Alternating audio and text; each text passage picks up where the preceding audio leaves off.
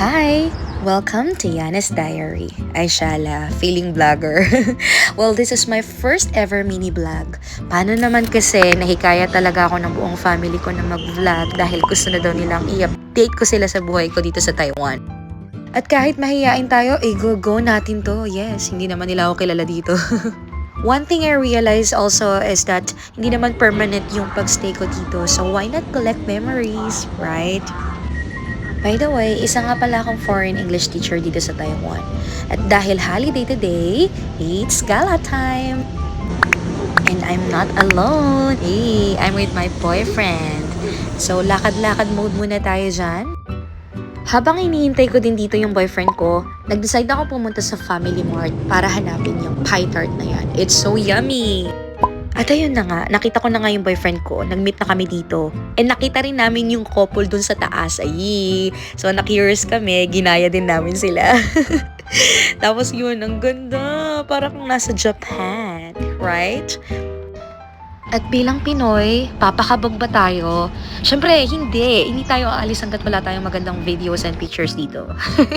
So yun na nga, buti na lang kasama ko yung boyfriend ko. So kinapture niya yung moment na kung saan nagmumuni-muni ako sa buhay ko, sa mga desisyon ko. Char. Tapos ayun, naghanap kami ng makakainan kasi nagugutom na ang first one. And while walking, nakakita ako dito ng pusa. Ang syala, no? Pusa sa Taiwan, sana all.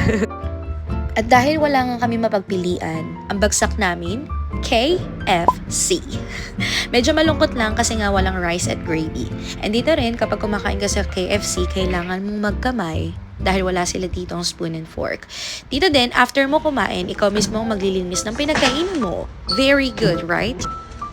After din namin kumain, naisip namin pumunta sa Chungli Church. But sadly, since it's holiday, sarado yung church. So, nag-take na lang muna ako ng video. Pag nagpunta talaga kayo dito sa Chungli, ihanda nyo na yung pera nyo. Girl, kapag hindi ka marunong mag-control, mapapabili ka talaga.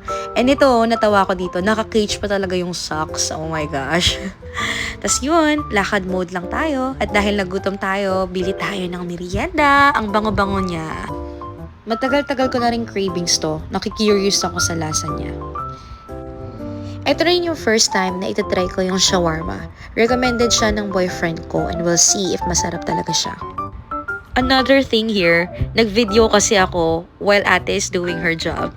And yun, nakangiti siya habang ginagawa niya yan. Tapos napapansin ko parang napaparami yung paglagay niya ng ingredients. Ako lang ba? Nagpanggap lang naman ako na kunyari vlogger. Kaya medyo maganda yung serving niya at marami-rami din. So yan, nilagyan niya na ng ketchup, mayo, tapos yun, serve niya na sa amin. Mura lang yan. Tapos ayun, di rin papakabog to, no? Namimiss ko na kasi yung milk tea sa Pinas. So yun, tinry namin siya, panulak lang. Ang in-order pala namin is ice cream milk tea.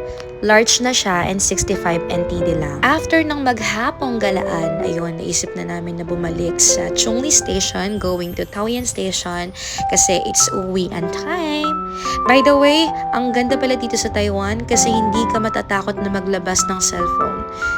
Super secured and disiplinado ng mga tao, ang linis ng paligid. At home, tinry ko na din yung mga food na binili namin. And for me, it's 8/10. The 2 snacks and this drink, 100/10. Bye-bye!